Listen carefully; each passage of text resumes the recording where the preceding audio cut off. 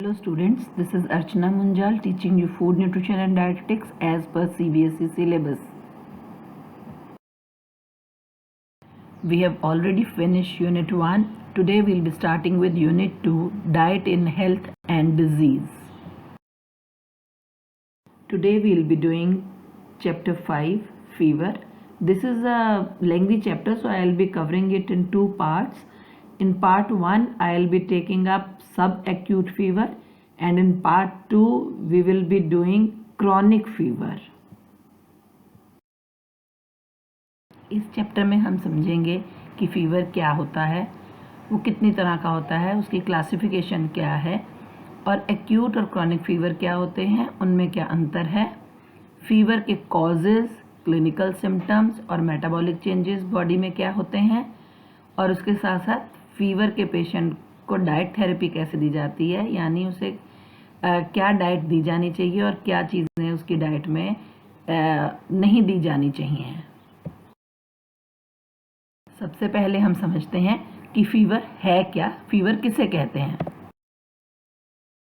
Fever body की abnormal condition होती है जिसमें बॉडी का टेम्परेचर बढ़ जाता है, नब्ज तेज़ चलनी शुरू हो जाती है और बॉडी के जो फंक्शंस हैं उनमें डिस्टर्बेंस आ जाती है, बॉडी प्रॉपरली फंक्शन नहीं करती है, बॉडी अपना काम ठीक से नहीं कर पाती है। बॉडी टेम्परेचर जो है नॉर्मल वो 36 डिग्री सेंटीग्रेड से 37 डिग्री सेंटीग्रेड या 96.8 डिग्री फ़ारेनहीट से 98.6 डिग्री फ़ारेनहीट होता है। कुछ लोगों में ये 36 डिग्री सेंटीग्रेड हो सकता है, कुछ में ये 37 डिग्री सेंटीग्रेड हो सकता है। हर इंडिविजुअल की नॉर्मल बॉडी टेम्परेचर अलग अलग हो सकता है, और जब ये नॉर्मल बॉडी टेम्परेचर से टेम्परेचर बढ़ जाए तो उस कंडीशन को फीवर कहा जाता है। जब टेम्परेचर 100.4 डिग्री फ़ारेनहीट से ऊपर चला जाए या 38 डिग्री सेंटीग्रेड से ऊपर चला जाए, असल में तब वो कंडीशन होती है जिसमें चिंता करने की ज़रूरत हो सकती है, जिसमें आपको ये माना जाना चाहिए कि अब सही मायने में फीवर की कंडीशन है, उससे कम टेम्परेचर में चिंता की ज़रूरत नहीं होती है। Causes of fever. सबसे पहले तो हमें ये समझना होगा कि फीवर अपने आप में कोई बीमारी नहीं है। फीवर किसी और बीमारी का सिम्टम हो सकता है। जब बॉडी के अंदर फीवर आ जाए तो ये समझना चाहिए कि बॉडी में कुछ एबनॉर्मल हो रहा है, तो एबनॉर्मल होने का सिम्टम होता है फीवर, ना कि फीवर अपने आप में कोई बीमारी होती है। जब कोई इन्फेक्शन आ जाए बॉडी के अंदर, कोई इन्फ्लामेशन हो जाए या सूजन हो जाए, तो उस परिस्थिति में बॉडी रिएक्ट करती है, बॉडी उससे लड़ने की कोशिश करती है, और जब वो लड़ रही होती है तो उस कंडीशन में फीवर हो सकता है या बॉडी का टेम्परेचर बढ़ सकता है। फीवर किसी बैक्टीरियल इन्फेक्शन के कारण भी हो सकता है, किसी वायरल इन्फेक्शन के कारण भी हो सकता है, या जैसे अभी हमने बात की कि किसी इन्फ्लामेशन के कारण भी हो सकता है या सूजन के कारण भी हो सकता है। इन्फ्लामेशन हो सकती है जैसे रूमेटॉइड आर्थराइटिस में। रूमेटॉइड आर्थराइटिस क्या होता है? रूमेटॉइड आर्थराइटिस है कि जॉइंट्स की लाइनिंग में जब स्वेलिंग हो जाए या इन्फ्लामेशन हो जाए, या जब किसी को मेलिग्नेंट ट्यूमर हो जाता है। ट्यूमर होता है फोड़ा लाइक स्ट्रक्चर, जब कोई ग्रोथ हो जाती है बॉडी के अंदर जो कि नॉर्मल कंडीशन नहीं है, एबनॉर्मल ग्रोथ हो जाए। और मेलिग्नेंट का मतलब है जब वही ग्रोथ बॉडी के डिफरेंट पार्ट्स में फैल सकती हो। तो ऐसी सारी सिचुएशंस से लड़ने के लिए बॉडी में जो बॉडी का टेम्परेचर है वो बढ़ जाता है, जिसे फीवर कहा जाता है। जब बॉडी के अंदर बाहर से कोई बाहरी चीज़ एंटर कर जाती है तो बॉडी हमें साइन देती है या इंडिकेशन देती है फीवर के रूप में। और फीवर जो है इनफैक्ट बॉडी का डिजीज़ से लड़ने का जो मैकेनिज़्म है ना, जो सिस्टम है, उसका एक पार्ट है। जब हमारा कोई ऑर्गेनिज्म, कोई वायरस या कोई बैक्टीरिया बॉडी के अंदर एंटर कर जाता है तो बॉडी उससे लड़ने की कोशिश करती है और उससे फीवर हो जाता है। और फीवर से जो बैक्टीरिया या वायरस थोड़ा सा हाई टेम्परेचर को बर्दाश्त नहीं कर पाते हैं वो मर जाते हैं। तो फीवर इन्फेक्ट जो है वो बीमारी से और कोई बड़ी बीमारी होने से रोकने में हेल्प करती है। तो आपने कई बार देखा होगा कि जैसे छोटे बच्चों को इंजेक्शन लगते हैं, इम्यूनाइजेशन होती है, तो उनके अंदर एंटीबॉडीज़ डाली जाती हैं। जो इंजेक्शन है वो एंटीबॉडीज़ का होता है, किसी बीमारी से लड़ने की शक्ति उनको दी जा रही होती है। तो उसी बीमारी के बैक्टीरिया उनके अंदर या वायरस उनके अंदर डाल दिया जाता है, तो वो एंटीबॉडीज़ कहलाती हैं। अब जब वो एंटीबॉडीज़ इंजेक्ट की जाती हैं बॉडी के अंदर, तो आपने देखा होगा कि इंजेक्शन लगने के बाद इम्यूनाइजेशन का बच्चों को बुखार आ जाता है। वो क्यों आ जाता है? क्योंकि जब एंटीबॉडीज़ बॉडी के अंदर जाती हैं तो बॉडी उसको एडजस्ट करने की कोशिश करती है। पहले तो हैरान होती है कि इसके अंदर क्या आ गया, फिर उसको वो एडजस्ट करने की कोशिश करती है। उस को एडजस्टमेंट में या उससे लड़ने में बॉडी में फीवर की कंडीशन उत्पन्न हो जाती है। आमतौर पर जब बॉडी का टेम्परेचर बढ़ता है तो ये माना जाता है कि बॉडी जो है किसी इन्फेक्शन से लड़ने की कोशिश कर रही है। तो इसीलिए कहा जाता है कि जब टेम्परेचर थोड़ा सा ही बढ़ा हो, 38 डिग्री सेंटीग्रेड तक अगर वो बढ़ रहा है, नॉर्मल 36 डिग्री सेंटीग्रेड से 37 डिग्री सेंटीग्रेड होता है, हमने अभी पढ़ा था। तो अगर वो 38 डिग्री सेंटीग्रेड तक चला जाता है या 100.4 डिग्री फ़ारेनहीट तक चला जाता है, तब तक कोई भी घबराने की बात नहीं होती है। उसको ये मानना चाहिए कि कुछ इन्फेक्शन अंदर चली गई है, चाहे वो वायरस, चाहे वो बैक्टीरिया, कुछ भी एंटर कर गया है बॉडी के अंदर, जिससे बॉडी जिससे लड़ने की कोशिश कर रही है और उस कोशिश में टेम्परेचर बढ़ रहा है। तो 100.4 डिग्री फ़ारेनहीट तक तो कोई चिंता की बात नहीं होती है, लेकिन अगर टेम्परेचर उससे ज़्यादा हो रहा हो तब सिचुएशन सीरियस होती है और ये समझना चाहिए कि अब डॉक्टर को ज़रूर दिखाने की ज़रूरत है और उसका इलाज कराने की ज़रूरत है, या ये समझने की ज़रूरत है कि बॉडी के अंदर ऐसा क्या हो गया है जो टेम्परेचर इतना ज़्यादा बढ़ गया है। Symptoms of fever. फीवर में ये तो पता ही है कि टेम्परेचर बढ़ जाता है बॉडी का, ये तो हमने समझ लिया है, क्योंकि फीवर है ही क्या कंडीशन, जब बॉडी का टेम्परेचर नॉर्मल टेम्परेचर से बढ़ जाता है। तो टेम्परेचर बढ़ने के अलावा फीवर के और क्या क्या सिम्टम्स होते हैं, वो है हेडेक, सिर दर्द होना शुरू हो जाता है, मसल एक, मसल्स में पेन होनी शुरू हो जाती है, चिल्स एंड शिवरिंग, ठंड लगती है, कंपकपी आती है, स्वेटिंग का मतलब है पसीना आता है, लॉस ऑफ एपेटाइट, भूख कम लगनी शुरू हो जाती है, इरिटेबिलिटी, इंसान इरिटेट होने लगता है, चिड़चिड़ापन आ जाता है, उसमें जनरल वीकनेस आ जाती है और डिहाइड्रेशन हो सकती है। डिहाइड्रेशन का मतलब है कि उसमें पानी की कमी होने लग जाती है। फीवर कई तरह के हो सकते हैं और उनकी क्लासिफिकेशन अलग अलग बेस पर हो सकती है। पहली जो हम क्लासिफिकेशन पढ़ने वाले हैं वो है बेस्ड ऑन ड्यूरेशन। ड्यूरेशन के आधार पर फीवर 3 तरह के होते हैं, एक्यूट फीवर, सब acute fever and chronic fever. Acute fever जो होता है वो 7 दिन से कम ड्यूरेशन का होता है, यानी 7 दिन से पहले ठीक हो जाता है, और इसका एग्जाम्पल है मलेरिया। सब एक्यूट फीवर जो होता है वो 2 हफ्ते तक रह सकता है, जैसे टाइफाइड फीवर। और जो फीवर 2 हफ्तों से ज़्यादा या लंबे समय तक जो फीवर रहे उसे क्रॉनिक फीवर कहते हैं। इसका एग्जाम्पल है ट्यूबरकुलोसिस, कैंसर में जो फीवर होता है या रूमेटॉइड आर्थराइटिस में होता है, ये सारे फीवर क्रॉनिक फीवर होते हैं।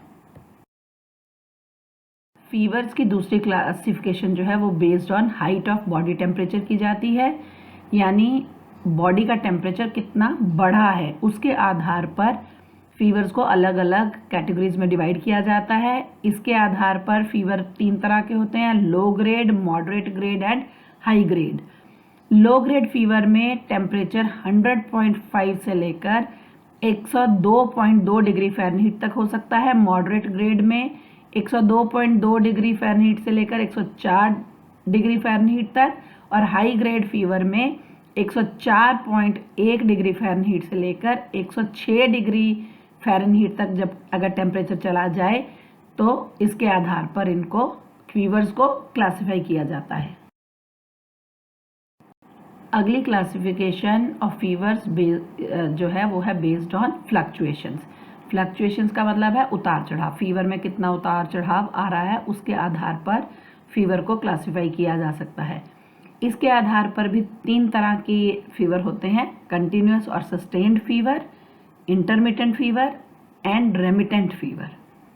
कंटिन्यूअस और सस्टेन्ड फीवर वो फीवर होता है जिसमें 24 घंटे के अंदर फ्लक्चुएशन बहुत ज़्यादा नहीं होती है। 1 डिग्री फ़ारेनहीट तक ये फ्लक्चुएशन रहती है पूरे 24 घंटे के अंदर। अगर पहले टेम्परेचर 100 डिग्री फ़ारेनहीट था तो वो टेम्परेचर जो है 101 डिग्री फ़ारेनहीट हो सकता है या 99 डिग्री फ़ारेनहीट हो सकता है, कम या ज़्यादा 1 डिग्री फ़ारेनहीट का होता है। तो पर कभी भी टेम्परेचर नॉर्मल नहीं होता है, यानी हर टाइम टेम्परेचर हुआ रहता है, फीवर थोड़ा होता है। और इसका एग्जाम्पल है निमोनिया, टाइफाइड, यूरिनरी ट्रैक्ट की इन्फेक्शन। यूरिन में इन्फेक्शन हो जाना जो है यूरिनरी ट्रैक्ट इन्फेक्शन कहलाता है। तो इस तरह का जो फीवर होता है उसे कहा जाता है कंटिन्यूस और सस्टेन्ड फीवर। इंटरमिटेंट फीवर वो फीवर होता है जो पूरे दिन में नहीं होता है, सारा दिन नहीं फीवर रहता है, टेम्परेचर दिन के किसी पर्टिकुलर टाइम पर बढ़ता है। जैसे शाम को बढ़ गया तो पूरा दिन हर टाइम बॉडी टेम्परेचर नहीं बढ़ा रहता है या फीवर नहीं होता है। ऐसा फीवर आमतौर पर मलेरिया में या ट्यूबरकुलोसिस में देखने को मिलता है। अब बारी आती है रेमिटेंट फीवर की। रेमिटेंट फीवर वो फीवर है जिसमें डेली फ्लक्चुएशन 2 डिग्री सेंटीग्रेड से ज़्यादा होती है और टेम्परेचर कभी भी नॉर्मल नहीं आता है। ये जो फीवर होता है ये इन्फेक्टिव एंडोकार्डाइटिस, यानी जब कोई बैक्टीरिया ब्लड के अंदर चला जाता है और वो जाकर के हार्ट को इन्फेक्ट करता है तो वो कंडीशन कहलाती है इन्फेक्टिव एंडोकार्डाइटिस। तो जब हार्ट इन्फेक्ट हो जाता है किसी बैक्टीरिया से तो वो फीवर रेमिटेंट फीवर कहलाता है और इसमें टेम्परेचर जो है 2 डिग्री सेंटीग्रेड तक बढ़ता या घटता रहता है। अगर किसी को टेम्परेचर है 38 डिग्री सेंटीग्रेड तो वो 40 डिग्री सेंटीग्रेड तक जा सकता है, 39 है तो 37 तक आ सकता है या थोड़ा और पॉइंट ऊपर नीचे, मतलब टेम्परेचर अगर उसका 36 डिग्री सेंटीग्रेड नॉर्मल रहता है तो 36 डिग्री सेंटीग्रेड को टच नहीं करता है, उससे ज़्यादा रहता है। इसी तरह रिकेट्सिया इन्फेक्शन। रिकेट्सिया इन्फेक्शन वो इन्फेक्शन है जो कि किसी ऐसे बैक्टीरिया से होती है जो टिक्स के अंदर रहती है, जैसे जूं है, जूं के अंदर लाइस या जो कीड़े चिपके रहते हैं ना, आपने देखा है कई बार डॉग्स के ऊपर टिक्स हो जाती है, छोटे छोटे कीड़े से चिपक जाते हैं। तो वो जो कीड़े या जुएं जब इन्फेक्शन फैलाती हैं उनके अंदर कुछ बैक्टीरिया होते हैं और वो जब किसी व्यक्ति के कांटेक्ट में आ जाती हैं या व्यक्ति उसके कांटेक्ट में आ जाता है तो उनसे जो इन्फेक्शन फैलती है उसे कहा जाता है रिकेट्सिया इन्फेक्शन। तो ऐसा जो उनसे भी फीवर हो जाता है और ये फीवर जो है ये रेमिटेंट फीवर होता है क्योंकि ये 2 डिग्री सेंटीग्रेड की इसमें फ्लक्चुएशन रहती है और पूरा दिन में कभी भी ये टेम्परेचर नॉर्मल नहीं होता है। Metabolic changes during fever. Fever में मेटाबॉलिक चेंजेस क्या क्या आती हैं उसको समझने से पहले हमें 2 प्रोसेस समझने होंगे, मेटाबॉलिज्म और बेसल मेटाबॉलिक रेट। मेटाबॉलिज्म क्या होता है? मेटाबॉलिज्म एक ऐसा प्रोसेस है जिससे जो खाना हम खाते हैं वो एनर्जी में बदला जाता है। ये तो हम सब समझते हैं, हम सब जानते हैं कि जो खाना हम खाते हैं वो हमें एनर्जी देता है। तो वो खाना जब एनर्जी में कन्वर्ट होता है, वो जो क्रिया है उस क्रिया को बोलते हैं मेटाबॉलिज्म। कुछ लोगों का मेटाबॉलिज्म बहुत फास्ट होता है, कुछ का स्लो होता है। जिनमें मेटाबॉलिज्म फास्ट होता है वो खाना जल्दी उनका डाइजेस्ट होकर एनर्जी में कन्वर्ट हो जाता है, लेकिन जिनका स्लो होता है वो खाने को प्रॉपरली यूज़ नहीं कर पाते हैं और खाना जो है वो फैट के रूप में उनकी बॉडी में जम जाता है। दूसरी चीज़ हमें समझनी है basal metabolic rate. Basal metabolic rate वो है जिसमें जो हमारी बॉडी है वो एनर्जी को यूज़ करती है, चाहे हम काम कर रहे हों तब भी एनर्जी यूज़ होती है, अगर हम रेस्ट कर रहे हैं तब भी एनर्जी यूज़ होती है। वो किस लिए होती है? क्योंकि हमारे बॉडी के कुछ इम्पॉर्टेंट फंक्शंस फिर भी होते रहते हैं, जैसे ब्रीदिंग है, जब हम लेटे भी हुए हों या सोए भी हुए हों तो हम ब्रीथ करते हैं, हमारा हार्ट बीट करता है। तो हमारी बॉडी किस रेट से एनर्जी को यूटिलाइज करती है? कब? जब हम रेस्ट कर रहे होते हैं। तो वो जो रेट है उसको कहते हैं बेसल मेटाबॉलिक रेट, यानी एनर्जी को खर्च करने का जो रेट है आराम की कंडीशन में भी या रेस्ट करने की कंडीशन में, उसे हम क्या बोलते हैं? Basal metabolic rate. तो जब हमारे को हम चाहे आराम कर रहे हैं या हमारी बॉडी में इन्फेक्शन हुई है कोई, तो तब ये बेसल मेटाबॉलिक रेट जो है ये चेंज होता रहता है। फीवर से मेटाबॉलिज्म में चेंजेस आते हैं बॉडी के अंदर, यानी जो न्यूट्रिएंट्स हैं उनकी डाइजेशन और एब्जॉर्प्शन प्रभावित होती है फीवर से। जितना टेम्परेचर ज़्यादा होता है, हाई होता है, और जितने लंबे समय के लिए होता है, उसका बुरा प्रभाव उतना ही ज़्यादा पड़ता है। तो जो फीवर के कॉमन इफ़ेक्ट्स हैं वो क्या क्या हैं? पहला इफ़ेक्ट है increase in basal metabolic rate, यानी बेसल मेटाबॉलिक रेट जो है वो बढ़ जाता है बॉडी के अंदर, यानी जब बॉडी रेस्ट पे होती है, काम नहीं भी कर रही है, तब भी एनर्जी उसकी ज़्यादा कंज्यूम हो रही है, वो एनर्जी को ज़्यादा इस्तेमाल कर रहा है। और दूसरा जो है BMR 1 डिग्री सेंटीग्रेड टेम्परेचर के राइज पर BMR जो है वो 13% इंक्रीज हो जाता है। और उससे क्या होता है कि बॉडी के अंदर जो ग्लाइकोजन के स्टोर हैं वो भी खर्च होने शुरू हो जाते हैं, यानी बॉडी एनर्जी को ज़्यादा यूटिलाइज करने लगती है, और जो हमारी बॉडी के अंदर ऑलरेडी एनर्जी स्टोर्ड होती है in the form of glycogen और एडिपोज टिश्यूज, वो भी खर्च होने शुरू हो जाते हैं। इसलिए जो पेशेंट है उसको और ज़्यादा एनर्जी रिच फूड की ज़रूरत पड़ती है।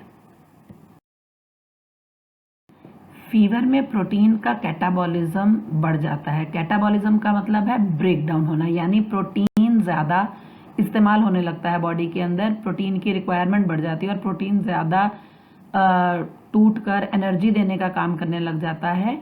और ये होता है आमतौर पर टाइफाइड, मलेरिया, ट्यूबरकुलोसिस फीवर्स में। तो इस तरह जब प्रोटीन ब्रेकडाउन ज़्यादा होने लगता है, और तो आपको मालूम है कि प्रोटीन्स जो हैं वो नाइट्रोजिनस सब्सटेंसेस हैं, नाइट्रोजिनस कंपाउंड्स हैं। तो क्योंकि प्रोटीन का ब्रेकडाउन होता है इसलिए नाइट्रोजन जो है वो प्रोड्यूस होनी शुरू होती है, यानी नाइट्रोजिनस वेस्ट ज़्यादा बॉडी के अंदर प्रोड्यूस होने लगता है। और उस जो वेस्ट है, नाइट्रोजिनस वेस्ट, उसको बॉडी से निकालना ज़रूरी होता है, और इसलिए किडनी के ऊपर बर्डन ज़्यादा पड़ जाता है, यानी यूरिन ज़्यादा पास होता है और उसके थ्रू वो बाहर निकलता है। अब बुखार में बॉडी के जो फ्लूइड्स हैं वो भी ज़्यादा बाहर निकलने लगते हैं। आपको मालूम है कि जब बुखार होता है तो पसीना भी ज़्यादा आता है, यूरिन भी ज़्यादा बनता है, यूरिन फ्रीक्वेंटली पास होता है। तो ऐसी कंडीशन में बॉडी में से जो कुछ मिनरल्स हैं, जैसे सोडियम है, पोटाशियम है, क्लोराइड है, ये भी इन फ्लूइड्स के साथ साथ बाहर निकल जाते हैं।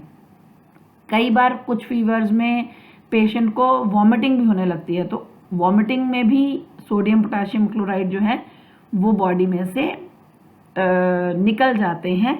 और जब ये मिनरल्स बॉडी से बाहर जाते हैं तो बॉडी में इलेक्ट्रोलाइट्स का इम्बैलेंस हो जाता है, इसलिए बॉडी में प्रोटीन भी ज़्यादा बॉडी को चाहिए है, डाइट में हमारे प्रोटीन होना चाहिए, और इलेक्ट्रोलाइट को भी हमें बैलेंस करने की ज़रूरत रहती है।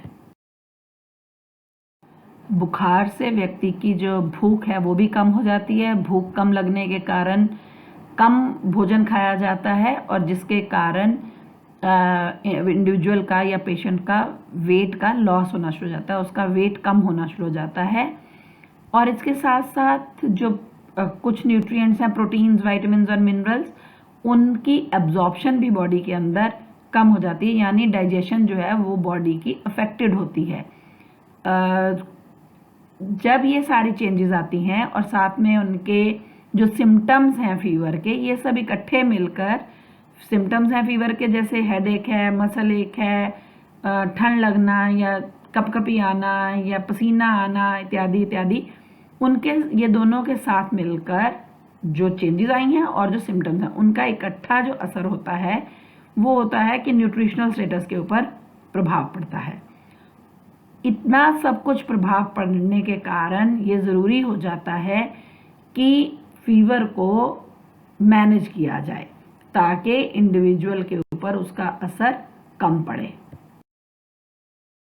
नाउ वी कम टू सब एक्यूट फीवर, और सब एक्यूट फीवर में हम पढ़ेंगे टाइफाइड। डेवलपिंग कंट्रीज जैसे इंडिया में टाइफाइड जैसी बीमारी जो है वो काफ़ी ज़्यादा पाई जाती है, खास करके बच्चों में। टाइफाइड एक सब एक्यूट कॉन्टिन्यूस फीवर होता है।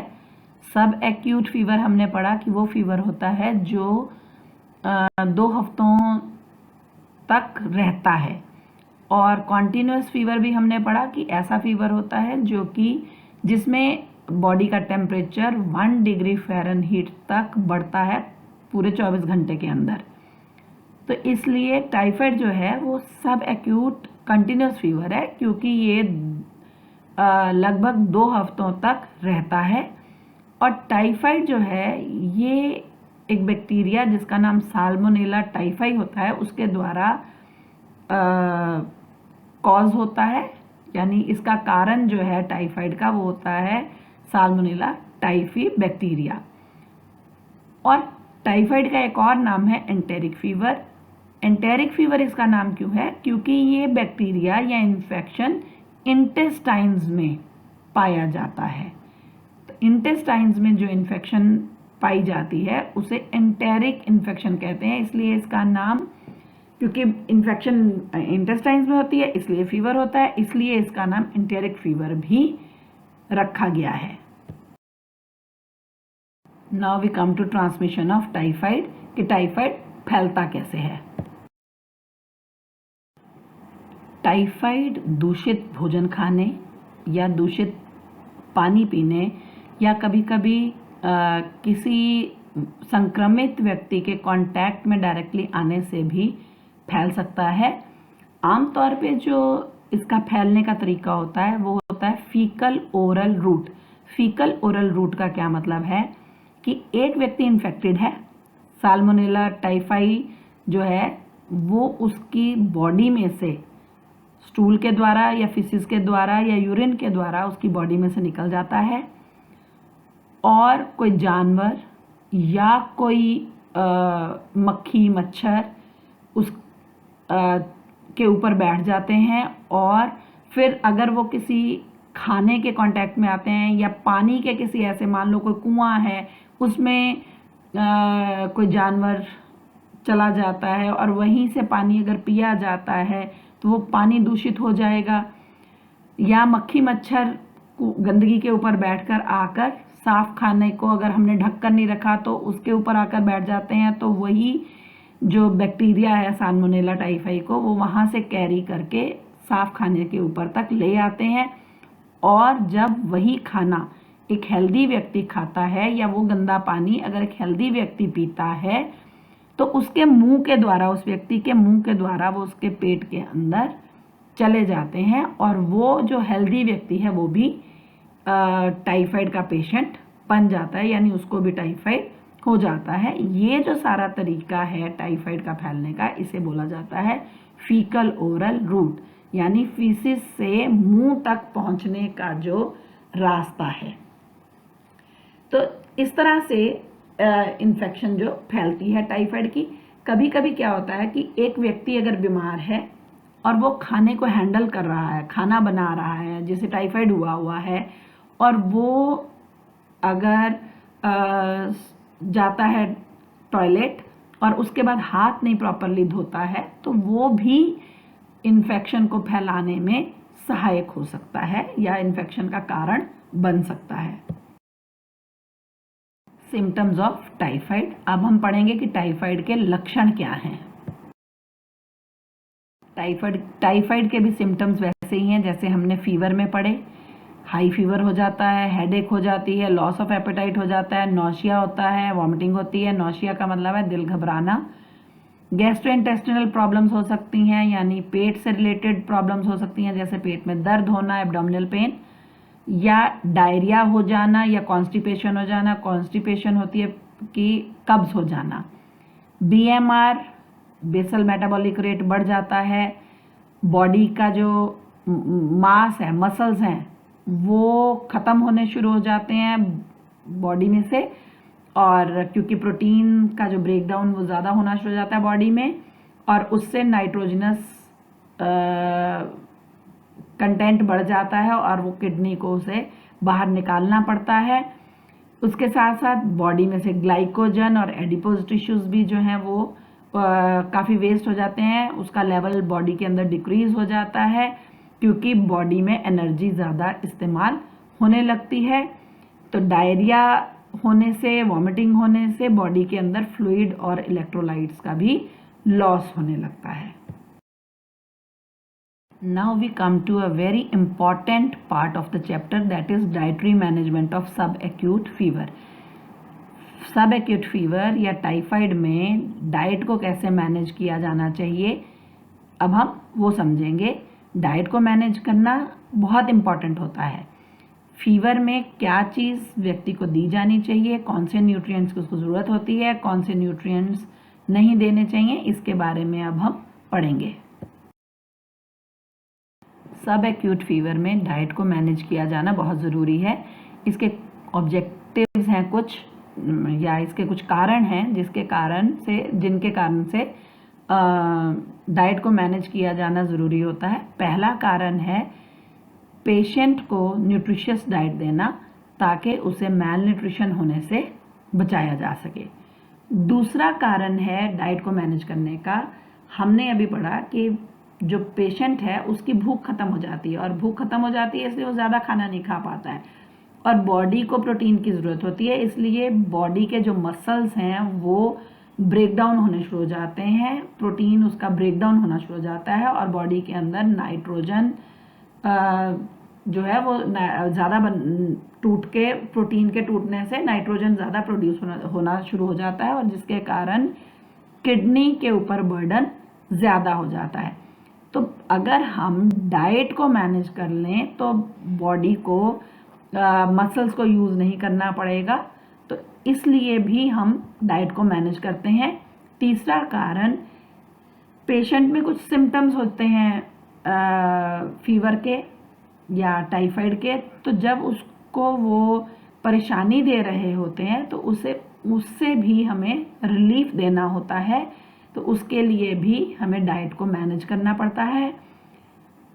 हमने पढ़ा कि फीवर में वॉमिटिंग होती है, डायरिया हो जाता है, यूरिन ज़्यादा पास होता है, जिसकी वजह से वाटर और इलेक्ट्रोलाइट का इम्बैलेंस हो जाता है। तो उस बैलेंस को भी करेक्ट करने के लिए और मेंटेन करने के लिए डाइट को मैनेज किया जाना चाहिए।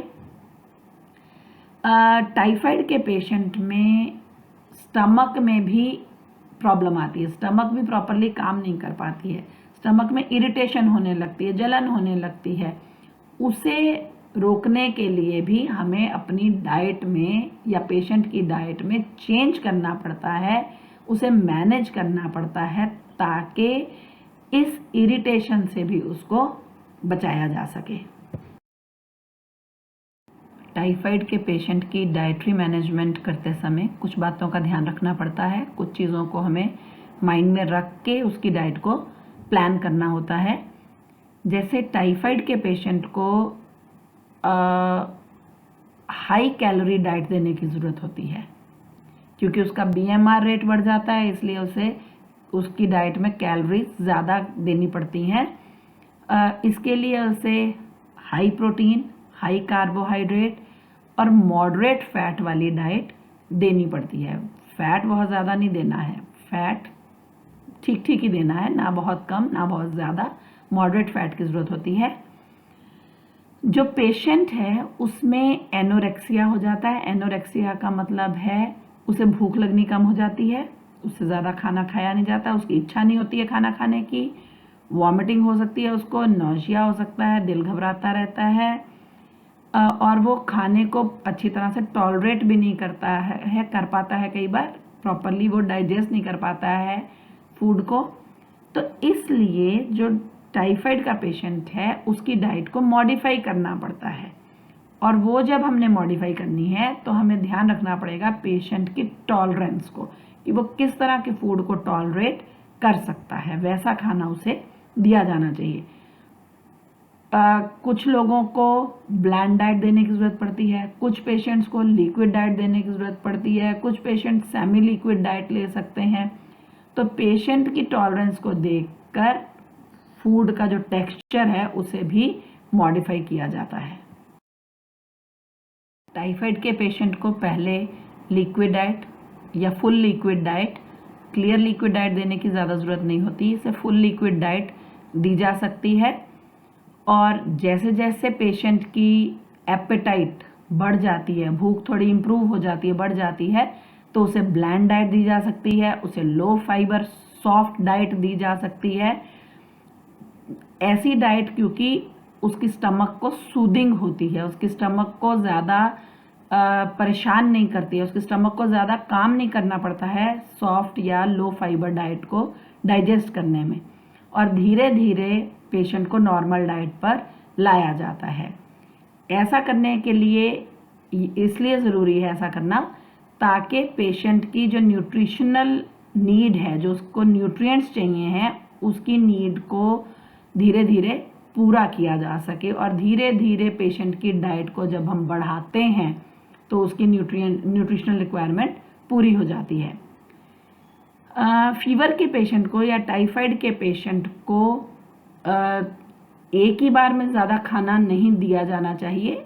बेटर रहता है अगर उसे थोड़ा थोड़ा खाना ज़्यादा बार दिया जाए, तो उसके लिए आसान होता है उसे डाइजेस्ट करना। Foods to be included and to be avoided in the diet of the typhoid patient. Typhoid patient को खाने में कुछ चीज़ें दी जा सकती हैं और कुछ चीज़ें उसके डाइट में से एक्सक्लूड करनी होती हैं, अवॉइड करनी होती हैं, ताकि उसे किसी भी तरह की परेशानी ना हो। यहाँ पर आपको एक चार्ट दिया गया है जिसमें ये दिखाया जा रहा है कि कौन से फूड्स टाइफाइड के पेशेंट की डाइट में इंक्लूड करने चाहिए और कौन से फूड्स अवॉइड करने चाहिए। जो फूड इंक्लूड करने चाहिए वो हैं प्लेंटी ऑफ फ्लूइड्स, क्योंकि हमने पढ़ा कि फ्लूइड्स का लॉस होता है, क्योंकि यूरिन ज़्यादा पास होता है, वॉमिटिंग हो सकती है, डायरिया हो सकता है, तो इस तरह उसकी बॉडी में से फ्लूइड्स काफ़ी निकल जाते हैं, तो पेशेंट को काफ़ी मात्रा में फ्लूइड्स देने की ज़रूरत होती है। उसके लिए उसे juice, soup, coconut water, barley water दिया जा सकता है या ORS दिया जा सकता है, ताकि उसके जो इलेक्ट्रोलाइट्स हैं उनको भी बैलेंस किया जा सके। इसके अलावा उसे प्रोटीन की भी ज़्यादा ज़रूरत होती है, इसलिए इसे मिल्क और मिल्क बेस्ड बेवरेजेस दिए जा सकते हैं, जैसे कोल्ड कॉफ़ी है या कॉफ़ी है या शेक्स हैं, ऐसी चीज़ें भी दी जा सकती हैं। जैसे पेशेंट के ऊपर डिपेंड करता है, अगर उसका मन कर रहा है ऐसी चीज़ें लेने को तो उसको आप दे सकते हैं। फिर उसे ब्लैंड वेल कुक्ड फूड दिया जा सकता है, जैसे सब्जियां हम मैश करके, बॉयल करके मैश करके दी जा सकती हैं। सेमी सॉलिड फूड्स लाइक खिचड़ी दी जा सकती है, राइस विद कर्ड दिया जा सकता है, सूजी की खीर दी जा सकती है। इसके अलावा उसे लो फाइबर फूड देना होता है। उसके लिए उसे रिफाइंड सीरियल्स का मतलब है जैसे मैदा है, मैदे में चोकर, जिनमें चोकर कम होता है वो रिफाइंड सीरियल्स कहलाते हैं। अगर हम आटा और मैदे को देखें तो मैदा जो है वो रिफाइंड सीरियल है। सूजी है, मैदे से बनी हुई चीज़ें जैसे ब्रेड है वो दी जा सकती है, चावल दिए जा सकते हैं, चावल से बनी चीज़ें दी जा सकती हैं।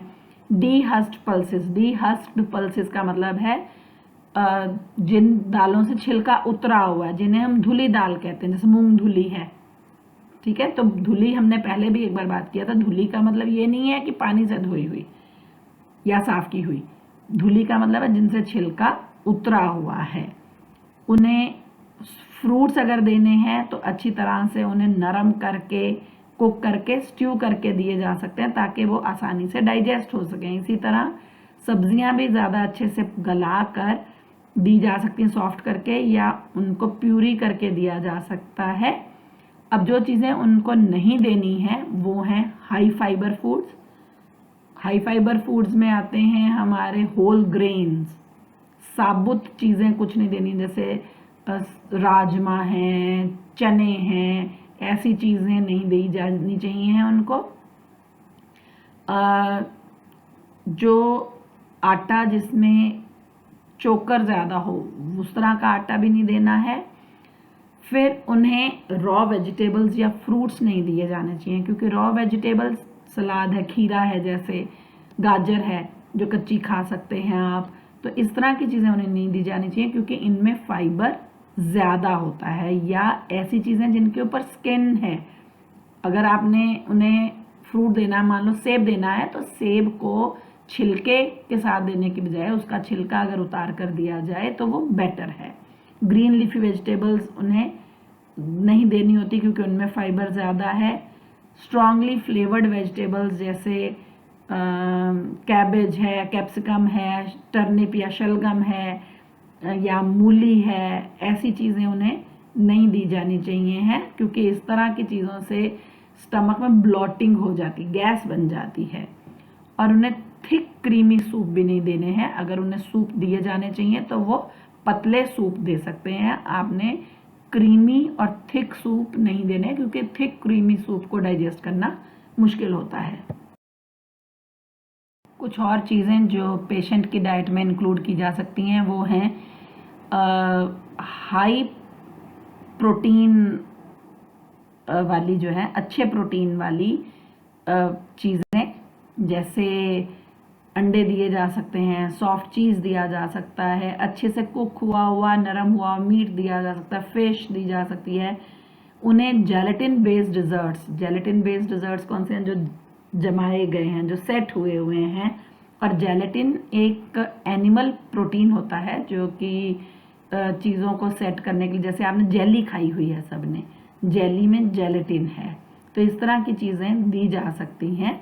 और जो नहीं दी जाने वाली चीज़ें हैं उनमें फ्राइड चीज़ें नहीं दी जा सकती हैं, जैसे समोसा, पकौड़ा, पूड़ी, पराठा, ये नहीं दिया जाना चाहिए। उन्हें भारी चीज़ें नहीं दी जानी चाहिए, जैसे हलवा है, मिठाइयाँ हैं, या पेस्ट्रीज, डेजर्ट्स हैं, इस तरह की चीज़ें नहीं दी जानी चाहिए। एसिडिक या स्पाइसी फूड नहीं दिया जाना चाहिए, जैसे ये जो हैं अपने पिकल्स हैं, चटनीज़ हैं, सॉस हैं, विनेगर्स हैं, ऐसी चीज़ें उनके इंटेस्टाइन को तकलीफ़ पहुंचाती हैं। और स्पाइस्ड फूड जो है, स्पाइसेस का बहुत ज़्यादा यूज़ नहीं किया जाना चाहिए, ज़्यादा मसालेदार चीज़ें उन्हें नहीं दी जानी चाहिए। चिल्ली पाउडर का कम इस्तेमाल होना चाहिए क्योंकि डाइजेस्टिव ट्रैक्ट में इरिटेशन होती है और उस इरिटेशन को कम करने के लिए उन्हें स्पाइसी फूड नहीं दिया जाना चाहिए। इसके बदले उन्हें कैसा फूड दिया जा सकता है? ब्लैंड फूड दिया जा सकता है। अब यहाँ आपको एक सैंपल डाइट चार्ट दिया जा रहा है टाइफाइड पेशेंट के लिए, ये जो चार्ट है, ये जो मेन्यू दिया गया है, ये पेशेंट को 1600 किलो कैलोरीज एनर्जी देगा। ये एक एडल्ट के लिए काफ़ी होगा क्योंकि एडल्ट जो है इस टाइम पर बेड रिडन है, कोई और काम नहीं कर रहा है, वो कहीं वो काम पर नहीं जा रहा है, किसी और तरह की कोई उसकी एक्टिविटी नहीं हो रही है, तो इसलिए उसकी एनर्जी की रिक्वायरमेंट रूटीन से कम होगी। तो ये डाइट चार्ट जो है उसे 1600 किलो कैलोरीज देगा। अब इसमें देखिए आप, मॉर्निंग में उसे अर्ली मॉर्निंग हम दे सकते हैं कोकोनट वाटर, इससे उसको लिक्विड मिलेगा, इससे उसको इलेक्ट्रोलाइट्स भी मिलेंगे, ये 1 गिलास दिया जा सकता है। फिर उसको ग्लूकोज बिस्किट दिए जा सकते हैं, 2 ग्लूकोज बिस्किट दिए जा सकते हैं। ब्रेकफास्ट में उसे पोटैटो सैंडविच विद बटर दिया जा सकता है। ब्रेड को आप थोड़ा गर्म कर लें, उसके ऊपर बटर लगा दें और उसके बीच में बॉइल्ड पोटैटो मैश करके अगर रख दिए जाएं तो 2 स्लाइसेस ब्रेड के उसको दिए जा सकते हैं। एक बनाना दिया जा सकता है, एप्पल जूस 1 ग्लास दिया जा सकता है। 10 बजे उसको बटर मिल्क, छाछ, नमकीन दी जा सकती है और उसे सूजी की उपमा दी जा सकती है 1 कटोरी। तो इस तरह से आप उसकी रिक्वायरमेंट्स पूरी करेंगे। आगे भी अभी ये कंटिन्यूड है, तो आगे अगली स्लाइड में हम देखते हैं कि और क्या क्या उसे दिया जा सकता है। हमने पढ़ा था कि टाइफाइड के पेशेंट को एक ही बार ज़्यादा खाना नहीं दिया जाना चाहिए, उसे थोड़ा थोड़ा खाना जल्दी जल्दी दिया जाना चाहिए। तो आप देखेंगे कि हर 2 घंटे के बाद तकरीबन उसे कुछ ना कुछ यहाँ सैंपल मेन्यू में खाने को दिया जा रहा है। अब मिड मॉर्निंग की बात अगर हम करें तो उसे हमने क्लियर दाल सूप दिया है 1 कटोरी, और लंच में उसे खिचड़ी दी गई है, सॉफ्ट वेजिटेबल्स दी गई हैं जिनमें लौकी हो सकती है या टिंडा हो सकता है या पंपकिन या पोटैटो। फिर आप अगर दाल चावल देना चाहते हैं तो इसमें खिचड़ी में आप धुली हुई दाल डाल दीजिए चावलों के साथ, और इन्हीं में से कोई सब्जियां हैं वो डाल सकते हैं। इसे कर्ड के साथ दिया जा सकता है और इसमें जो ऑयल इस्तेमाल होगा वो बहुत थोड़ा इस्तेमाल होना चाहिए। फिर इवनिंग टी में उसे चाय के साथ फिर से ग्लूकोज बिस्किट 2 दे सकते हैं, या आप चाहें तो आप कोई और बिस्किट दे सकते हैं, लेकिन फाइबर रिच बिस्किट नहीं दिया जाना चाहिए। फिर इवनिंग स्नैक में उसको लेमन वाटर दिया जा सकता है, नींबू पानी दिया जा सकता है जिसमें चीनी और नमक दोनों डाले जा सकते हैं, वो 1 गिलास उसे दे सकते हैं। और उसके साथ उसे नरम किए हुए एप्पल भी दिए जा सकते हैं 1 कटोरी के करीब। फिर डिनर में उसे आप बॉइल्ड राइस के साथ कोई वेजिटेबल दे सकते हैं, और वेजिटेबल के साथ वॉश्ड दाल, धुली हुई दाल कोई बना दें, कर्ड, और फिर उसमें कुकिंग ऑयल कम यूज होगा। और बेड टाइम पे उसको एप्पल जूस दे सकते हैं। एप्पल उसे इसलिए दिया जा रहा है क्योंकि एप्पल जो है वो स्टमक को ठीक करता है, डायरिया को भी कंट्रोल करता है, स्टमक में ये हेल्प करता है, स्टमक के लिए अच्छा होता है, सूदिंग रहता है ये। तो ये जो है एक सैंपल आपको दिया जा रहा है। अब इन चीज़ों को आप देखते हुए अपने एक अलग डाइट चार्ट भी तैयार कर सकते हैं। ये एक सैंपल दिया है, रोज़ आप उसको ये चीज़ें नहीं देंगे, चेंज होता रहना चाहिए। तो this is one menu that has been given. तो आप अपने हिसाब से उसको चेंज कर सकते हैं। रिक्वायरमेंट कैसी है, ज़रूरत उसको कैसी है, या क्या चीज़ें अवेलेबल हैं, इन सब पर भी डिपेंड करेगा कि उसे क्या दिया जाना चाहिए। अब कुछ बातें जो कि एक पेशेंट को करनी चाहिए और कुछ बातें जो कि उसे नहीं करनी चाहिए वो यहाँ पर टेबल पर दिखाई गई हैं। जो बातों का उसे ध्यान रखना चाहिए, जो उसे करना चाहिए, वो हैं उसे अपने हाथ धोने चाहिए खाना खाने से पहले, और अगर वो खाना बना रहा है तो उससे पहले, और अगर वो टॉयलेट यूज़ करके आया तो उसके बाद। वेजिटेबल्स, फ्रूट्स को साफ पानी से धो करके फिर खाना चाहिए। वाटर उसे बॉयल करने के बाद, फिल्टर करने के बाद, या प्रॉपरली ट्रीटेड वाटर पीना चाहिए, यानी साफ पानी पीना चाहिए। उसे दिन में 3 से 5 लीटर फ्लूइड लेना चाहिए। वो फ्लूइड जो है वो वाटर की फॉर्म में हो सकता है, फ्रूट जूस की फॉर्म में हो सकता है, कोकोनट वाटर की फॉर्म में हो सकता है, या सूप की फॉर्म में हो सकता है। उसे छोटे छोटे मील थोड़ी थोड़ी देरी के बाद खाने चाहिए, और जो फूड है वो प्रॉपरली कुक हुआ होना चाहिए और गरम गरम स्टीमिंग हॉट उसे खाना चाहिए। अब जो चीज़ें नहीं की जानी चाहिए उस लिस्ट में है कि उसे किसी भी ऐसी जगह पर नहीं जाना चाहिए जहाँ पर हाइजीन ना हो, और वहाँ से खाना नहीं खाना चाहिए। जैसे सड़क पर जो ठेले वाले खड़े होते हैं वहाँ से खाना लेकर नहीं खाना चाहिए। उसे कोई भी कटा हुआ फ्रूट या वेजिटेबल जो खुली पड़ी हुई हो उसे नहीं खाना चाहिए। कोई भी फ्रूट या वेजिटेबल बिना धोए हुए, बिना छीले हुए नहीं खानी चाहिए। उसे ज़्यादा खाना एक समय में नहीं खाना चाहिए। अगर वो ऐसा करेगा तो उसके स्टमक को वो अनकंफर्टेबल करेगा, डिस्कम्फर्ट देगा। और उसकी जो फूड है उसे खाना बनाते समय उसके खाने में ज़्यादा फैट नहीं यूज़ होगा, और उसे जो खाना है वो रूम टेम्परेचर पर गर्म नहीं खाना है, उसे ज़्यादा गर्म खाना खाना चाहिए, क्योंकि रूम टेम्परेचर पर बैक्टीरिया सबसे ज़्यादा ग्रो करते हैं। अगर आपने बैक्टीरिया को किल करना है तो बिल्कुल खाना आपका बॉइलिंग हॉट या स्टीमिंग हॉट, पाइपिंग हॉट होना चाहिए, खूब गर्म होना चाहिए। और उसके जो बर्तन हैं वो किसी और जो हेल्दी पर्सन है उसे इस्तेमाल नहीं करने चाहिए। बीमार व्यक्ति के बर्तन, उसके कोई भी खाने में इस्तेमाल होने वाली चीज़ एक हेल्दी व्यक्ति को इस्तेमाल नहीं करनी चाहिए। I hope you are clear with what is fever, causes of fever, symptoms of fever, classification and various types of fevers, subacute fever, that is typhoid, its causes, its symptoms, its dietary management. After watching this video, and the second part of this chapter, that is chronic fever or TB, will be covered in my next video. So don't forget to watch that video, because both the videos will make one chapter, will complete one chapter, chapter number 5 of unit 2, fever.